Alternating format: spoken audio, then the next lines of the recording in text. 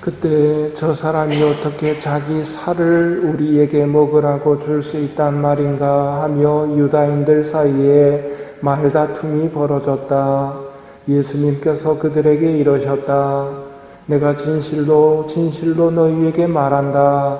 너희가 사람의 아들의 살을 먹지 않고 그의 피를 마시지 않으면 너희는 생명을 얻지 못한다. 그러나 내 살을 먹고 내 피를 마시는 사람은 영원한 생명을 얻고 나도 마지막 날에 그를 다시 살릴 것이다. 내 살은 참된 양식이고 내 피는 참된 음료다. 내 살을 먹고 내 피를 마시는 사람은 내 안에 머무르고 나도 그 사람 안에 머무른다. 살아계신 아버지께서 나를 보내셨고 내가 아버지로 말미암아 사는 것과 같이 나를 먹는 사람도 나로 말미암아 살 것이다. 이것이 하늘에서 내려온 빵이다. 너희 조상들이 먹고도 죽은 것과는 달리 이 빵을 먹는 사람은 영원히 살 것이다. 이는 예수님께서 가파르나움 회당에서 가르치실 때 하신 말씀이다. 생명의 빵에 관한 예수님의 가르침이 지난주 5,000명을 먹이신 기적부터 시작해서 계속 이어집니다. 이렇게 길게 나온다는 말은 중요하다는 말입니다. 왜 생명의 빵에 관한 가르침이 중요한가? 이는 우리 구원의 문제이기 때문입니다. 구원의 문제라는 말은 사람은 무엇을 위해 세상에 났느냐 하는 물음과 같습니다. 사람이 천주를 알아 공경하고 자기 영혼을 구하기 위함이라고. 자기 영혼을 구하려면, 즉 영원한 생명을 얻으려면 생명의 빵이 꼭 필요하다는 말입니다. 내가 진실로 진실로 너희에게 말한다. 너희가 사람의 아들의 살을 먹지 않고 그의 피를 마시지 않으면 너희는 생명을 얻지 못한다.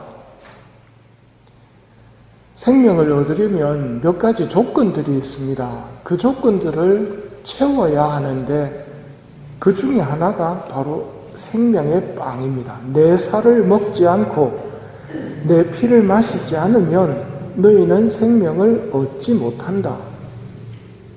생명의 빵에 관한 것이 조건이고 또 한 가지 조건이 있죠. 진실로 너희에게 말한다. 너희가 회개하여 어린이처럼 되지 않으면 결코 하늘나라에 들어가지 못한다.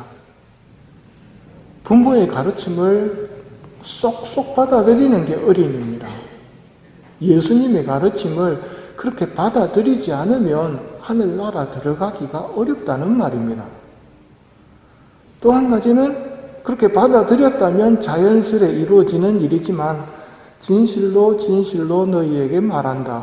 누구든지 물과 성령으로 태어나지 않으면 하느님 나라에 들어갈 수 없다. 오늘 나오는 말씀은 특히나 반복해서 읽으시면서 거기서 영양분을 쪽쪽 빨아들이시는 게 좋습니다. 내 살을 먹고 내 피를 마시는 사람은 영원한 생명을 얻고 나도 마지막 날에 그를 다시 살릴 것이다. 내 살은 참된 양식이고 내 피는 참된 음료다. 내 살을 먹고 내 피를 마시는 사람은 내 안에 머무르고 나도 그 사람 안에 머무른다.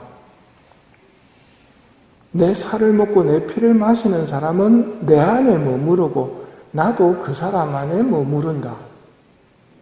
머무르고 싶어 하실까요? 안 하실까요? 머무르고 싶어 하십니다. 그래서 이 빵을 받아들이기를 원하십니다. 그래서 그 빵을 먹는 사람 안에 머무르시기를 원하신다는 말입니다. 내 안에 머물러라. 나도 너희 안에 머무르겠다. 가지가 포도나무에 붙어 있지 않으면 스스로 열매를 맺을 수 없는 것처럼 너희도 내 안에 머무르지 않으면 열매를 맺지 못한다. 열매를 맺으려면 주님께서 내 안에 머무르셔야 하고 주님께서 내 안에 머무르시기 위해서는 예수님의 살과 피를 영해야 된다는 말입니다. 살아계신 아버지께서 나를 보내셨고 내가 아버지로 말미암아 사는 것과 같이 나를 먹는 사람도 나로 말미암아 살 것이다. 말미암아 산다는 게 쉽게 표현하면 공동번역의 표현입니다. 살아계신 아버지께서 나를 보내셨고 내가 아버지 힘으로 사는 것과 같이 나를 먹는 사람도 나의 힘으로 살 것이다. 예수님을 먹는 사람은 예수님의 힘으로 삽니다. 예수님을 먹는 사람은 예수님이 내 안에 들어와서 머무르십니다. 그러면 많은 열매를 맺습니다. 그러지 않는 사람은 포도나무에서 잘려나간 가지와 같다는 말입니다. 머무르지 않는 사람은 열매를 맺을 수 없습니다. 이것이 하늘에서 내려온 빵이다. 너희 조상들이 먹고도 죽은 것과는 달리 이 빵을 먹는 사람은 영원히 살 것이다. 저 사람이 어떻게 자기 살을 우리에게 먹으라고 줄 수 있단 말인가 하고 말다툼이 벌어집니다. 믿는 사람과 믿지 못하는 사람의 말다툼입니다. 성체성사의 신비는 이때부터 시작이 되었습니다. 그러다가 믿는 사람은 예수님께서 당신의 살과 피를 우리에게 생명의 빵으로 주셨다는 것을 믿는 사람이 자연스럽게 같아졌습니다. 그러다가 1500년대 마르틴 루터가 나서서 아니다, 그거는 예수님의 살과 피를 상징하는 것일 뿐이다 라는 사람이 튀어나왔습니다. 믿는다고 하면서 생명의 빵을 받아들이지 않는, 어린이처럼 예수님의 가르침을 받아들이지 않고 자기가 성경을 자유롭게 해석할 수 있다, 누구든지 읽고 누구든지 해석할 수 있다고 하면서 오류에 빠져버립니다. 그러니까 다시 싸움이 시작됩니다. 예수님의 몸이다. 아니다. 누구 말이 맞을까요? 시선을 독서의 말씀으로 돌려보겠습니다. 예수님의 교회를 박해하던 바오로가 예수님을 만나는 이야기였습니다. 주님은 누구십니까? 나는 네가 박해하는 예수다. 이제 일어나 성 안으로 들어가거라. 네가 해야 할 일을 누가 일러줄 것이다. 이렇게 만남이 끝났는데 바오로가 하던 일이 뭐였습니까? 부활하신 예수님을 선포하던 사람들을 잡아 가두던 사람입니다. 예수님의 부활, 말도 안 되는 소리라고 안 믿었던 사람입니다. 그가 부활하신 예수님을 만났습니다. 근데 지금까지의 이야기만 놓고 보면 평소의 예수님과 좀 다르지요. 평소의 예수님은 앞 못 보는 사람 보게 만들어주는 분인데 예수님을 만난 바오로는 눈이 멀어버립니다. 근데 그 눈이 멀어버린 바오로를 누가 눈뜨게 해주느냐면 예수님이 세우신 교회의 사람이 눈을 뜨게 해줍니다. 무슨 모습입니까? 한 교회 안에, 한 목자 아래, 한 양떼로 머물 수 있도록 하기 위해서 예수님께서는 당신이 고쳐주실 수 있지만 그러시지 않고 당신의 교회와 연결시켜 주신다는 말입니다.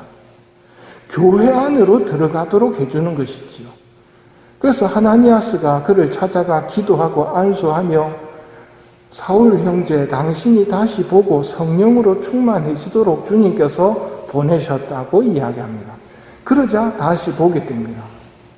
이제 눈이 열린 다음에는 예수님께서 하느님의 아들이시라고 분명히 부활하셔서 나에게 나타나셨다고 선포하는 사람이 됩니다. 교회의 일원이 되는 것이지요. 간혹 가다가 하느님 만났다, 성령께서 나한테 오셔서 성경을 풀이해 주셨다고 하면서 새로운 교회를 만드는 사람은 거짓말쟁이입니다. 하느님은 그러시는 분이 아닙니다. 당신이 세우신 교회 안으로 끌어들이시는 분이지요. 지금 생명의 빵에 관해서 이야기하는데 생명의 빵은 언제 결정적으로 제정되느냐 하면 성모교일, 성체성사를 제정하실 때 제정되지요. 그때 바오로가 없었단 말입니다. 그러면 바오로 사도는 성체성사를 알았을까요? 몰랐을까요? 모르는 게 자연적인 이야기입니다만 바오로 사도는 자기가 부활하신 예수님께서 나한테 오셔서 가르쳐 주셨다고 이야기합니다. 뭐를요? 성체성사를요. 왜요? 중요하기 때문에, 이 구원과 직결되는 문제이기 때문에 바오로 사도에게 예수님이 나타나셔서 가르쳐 주셨습니다. 그게 이런 내용입니다. 내가 여러분에게 전해준 것은 주님께로부터 받은 것입니다. 곧 주 예수님께서 잡히시던 날 밤 빵을 손에 드시고 감사의 기도를 드리신 다음 이것은 너희를 위하여 주는 내 몸이니 나를 기억하여 이 예를 행하여라 하고 말씀하셨습니다. 식후 감사 기도를 드리신 다음 이것은 내 피로 맺는 새로운 계약의 잔이니 마실 때마다 나를 기억하여 이 예를 행하여라 하고 말씀하셨습니다. 그러므로 여러분은 이 빵을 먹고 이 잔을 마실 때마다 주님의 죽음을 선포하고 이것을 주님께서 다시 오실 때까지 하십시오. 성체성사가 예수님의 살인이 아니냐는 문제는 예수님을 직접 만나본 바오로 사도가 지금 이야기해 주는 겁니다. 그러니 올바른 마음가짐 없이 그 빵을 먹거나 주님의 잔을 마시는 사람은 주님의 몸과 피를 모독하는 죄를 범하는 것입니다. 각 사람은 자신을 살피고 나서 그 빵을 먹고 그 잔을 마셔야 합니다. 주님의 몸이 의미하는 바를 깨닫지 못하고 먹고 마시는 사람은 그렇게 먹고 마심으로써 자기 자신을 단죄하는 것입니다. 성체는 바오로 사도를 통해서도 드러나지만 예수님의 살과 피입니다. 결코 상징이 아닙니다. 부활하신 예수님을 만나고 교회를 박해하던 사람이 사도가 되었습니다. 그 사도는 주님으로부터 직접 성체성사 교리를 배웠고 생명의 빵은 주님의 몸이라고 분명히 이야기하고 있습니다. 생명의 빵에 대한 믿음과 합당히 성체를 모실 수 있는 은혜를 청하도록 합시다.